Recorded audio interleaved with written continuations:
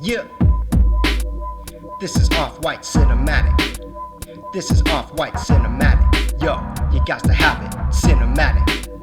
This is Offwhyte Cinematic. Yo, you got to have it, cinematic. Yeah, this is Offwhyte Cinematic. Yo, you got to have it, it's cinematic.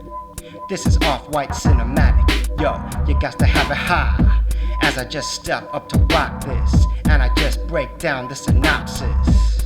And you know I got this, as I fly you out to the tropics, give you a change of the climate. Yeah, I'm just here to define it. Yo, I'm just here to rewind it. Yo, but it ain't no rerun. What you're gonna see, never been done. That's how I keep it on the one. Cause I swear I'm on one. Cause I'm never undone. I'm like the exception. When I'm just giving you this deception. I'm like a Decepticon, finding gold like a leprechaun. So how you gonna pinpoint when you just can't come down to the joint? When I'm just speaking my clout, when I just turn it on out. That's how I bring the water spout. In other words, I keep that flow. Cause you know the spice got to go. I'm talking interplanetary motion. I'm talking here to the ocean. That's how I just bring the potion. When I just set you all in motion. I got the reciprocity. When I just hit that high velocity. Yo, ain't nobody bothering me. I just sit here with my cup of tea. I'm in my own sphere. That's a geometric shape to keep it clear.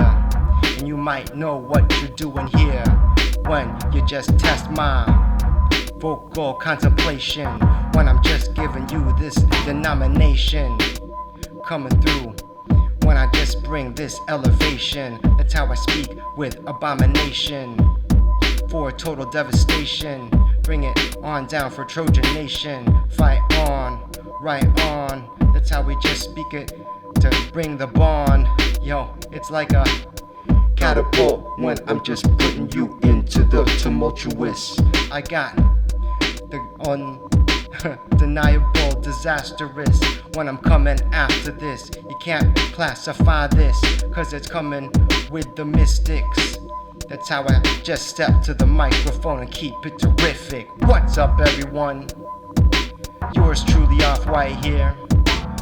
Welcome to Offwhyte Cinematic Season 3, Episode 2. And today we will be discussing the USC Trojans football schedule. Yes, that's right.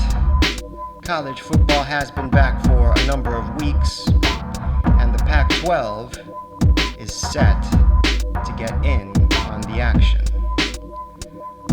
So let me go turn the music down, and we'll do this. We're gonna have some fun with it.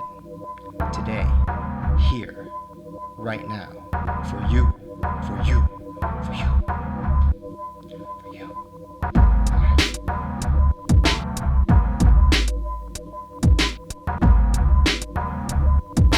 Thank you to everyone for joining us. Shoutouts to the Offwhyte cinematic dancer, Ray Dawn.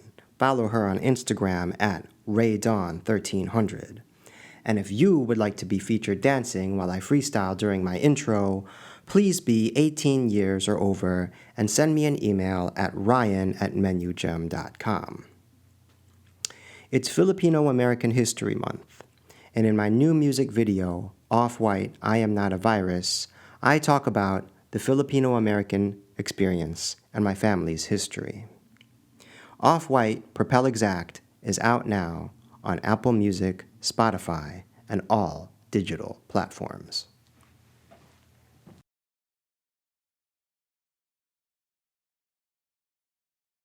We start this year under unprecedented circumstances. In August, the Pac-12 voted to postpone the season, then in late September decided to return to play and will now start November 7th, later than the other FBS Division I conferences. These events, of course, set off chain reactions of their own. Pac-12 fans feared losing players to the NFL draft, or to the other conferences, or to opting out of playing altogether. Some of those things did occur, and the Trojans lost a couple players for a while, but some have elected to come back, including Alia Vera Tucker, USC's best offensive lineman. So the number of players to opt out increased, but is now decreasing. So the season is on, even though it is a shortened season. The Trojans will play 7 games in an all-in-conference schedule, which brings me to my next point, playoff contention.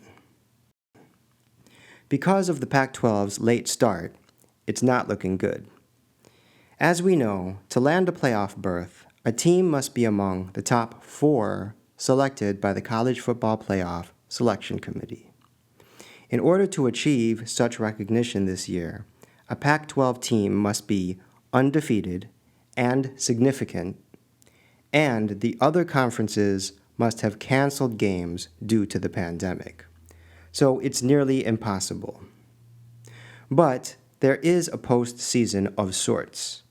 The 7th and final week of this season will feature all Pac-12 teams matched up in a schedule to be decided, finalized by the Pac-12 championship game.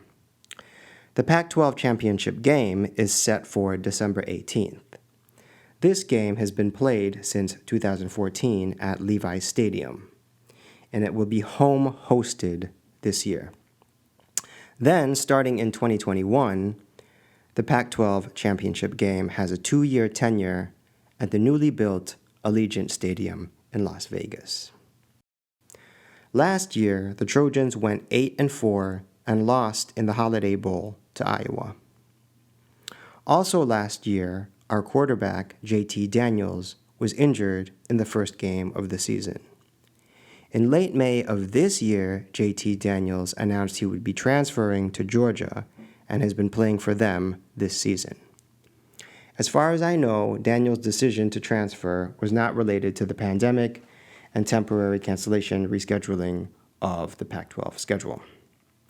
Daniels went to Mater Dei High School like other USC quarterbacks such as Matt Barkley and Matt Leinart. So our quarterback is Caden Slovis, who took over last year as a sophomore and is now a junior. Slovis attended Desert Mountain High School in Scottsdale, Arizona, so he did not go to Mater Dei. Slovis had an excellent first year, passing for 30 touchdowns, but he also had 8 fumbles and 9 interceptions.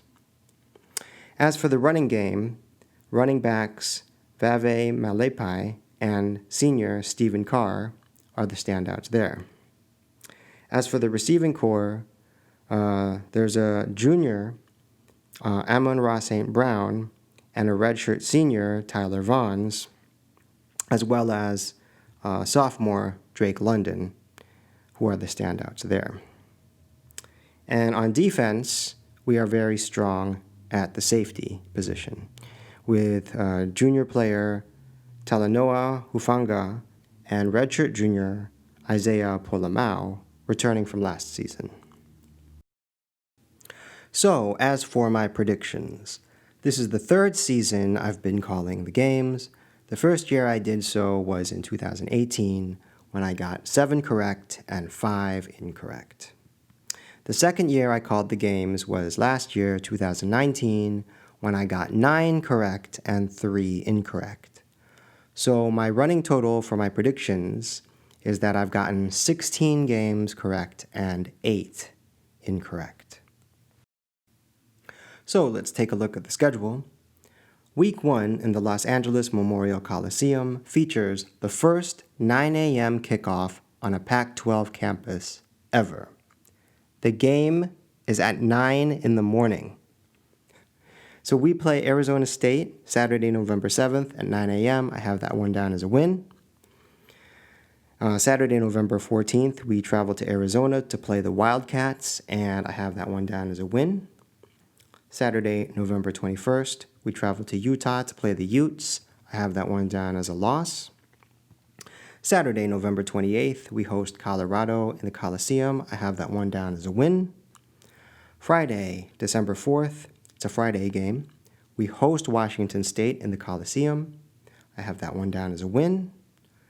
And Saturday, December 12th, we play the Bruins at UCLA, and I have that one down as a win. So as you can see, I'm predicting a 5-1 regular season. There is one more game, but since the schedule is to be decided on that week, I can't call it. We do not play Oregon this year, and we do not play Stanford this year.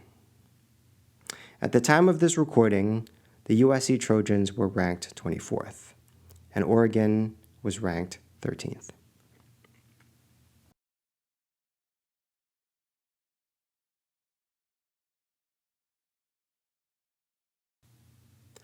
So, to wrap up today's episode, I would like to read an excerpt from Charles Dickens' A Tale of Two Cities.